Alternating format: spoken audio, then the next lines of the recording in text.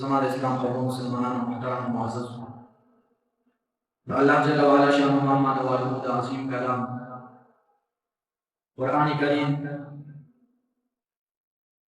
دلسم بارے سورہ توبہ یو آیات کریمہ تلاوت ماسکاس قرآن دیکھو ہم داریں گے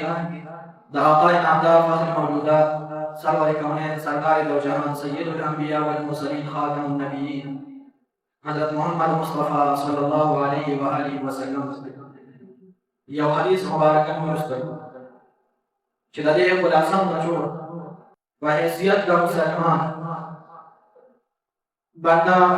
دروغنا آسان محفوظ و بچ کو سردی دروغنا پرہیز ہوئی ذکر جدا دروغ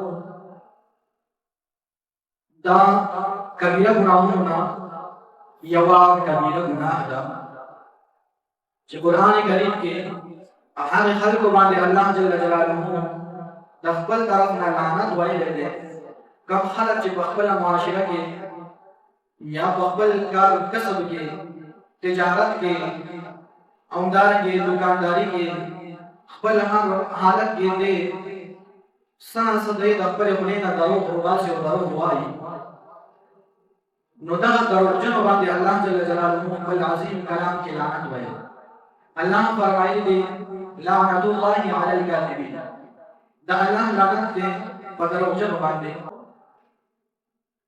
دا احادیث مبارکه کې دا منافق نشانه ښودل شوې ده آقا نامدار علیه الصلاة والسلام فرمایي دي آیت المنافق ثلاث دا منافق سړي نشانه او علامې چې نه خبرې اذا حدث کله چې دې خبرې کوي نو دروغ کوي واذا وعد اخلف کله چې چا سره وعده کوي نو دا هغه وعدو خلاف ورزي کوي وعده ماته واذا تؤمن خان کله چې وسره یو څوک امانت دی نو دې هغه امانت کې خیانت پیغمبر علیه الصلوۃ والسلام د کړي نشانه دا د منافق خودلې دي سره حدیث کې راغلي د محمد نه غلا چې هغه بندا چې خپل معاملاتو کې خپل معاشرت کې دې داسې خبرې کوي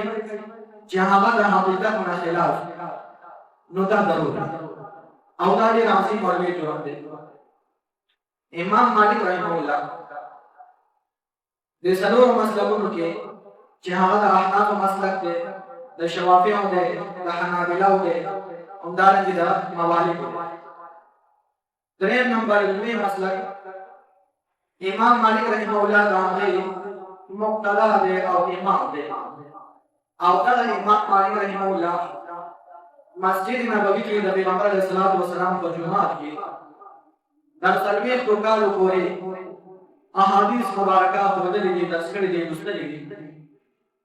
او دا امام مالک رحمه الله ته امام دارالهجره هم وایي امام دارالهجره یعنی دا هغه امام کوم چې د هجرت کور دی د پیغمبر علیه الصلاۃ والسلام یعنی مدینه منوره دا امام مالک رحمه الله فرمایي او حدیث مبارکه کې راځي پیغمبر علیه الصلاۃ والسلام فرمایي دي راوی دی عبد الله بن مسعود رضی الله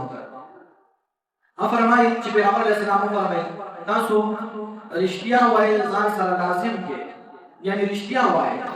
او هر وخت چې رښتیا وایي دا رښتیا د جنت ته رسېږي رښتیا چې دا نیکی ده حق وینا صدق وینا صدق کلام رښتیا خبرې دا نیکی ده او نیکی چې دا جنت ته رسوي او تاسو چې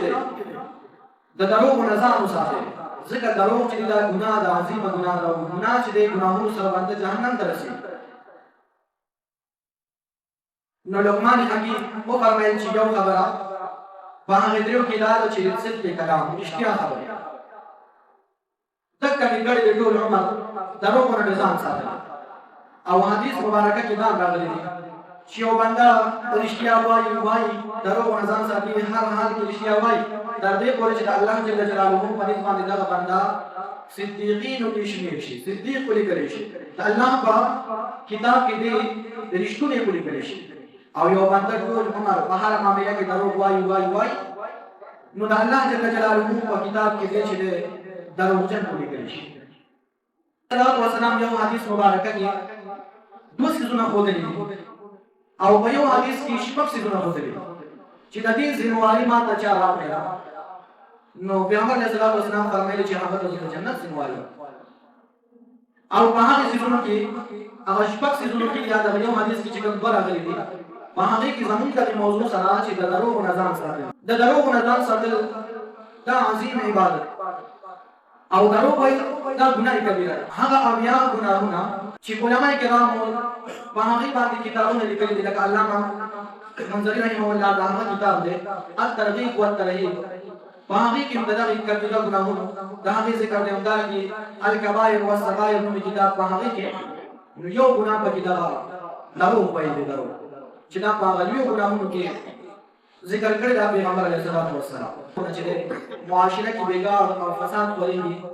معاشره په دې سره خرابېږي الله رب العالمین دې ټول کبایر او صغائر ګناهونه هم بچو محفوظ ساتي الله رب العالمین دې خاص طور سره د جبه د ګناهونو او دروغ نه موږ بچو محفوظ ساتي واخر دعوانا الحمد لله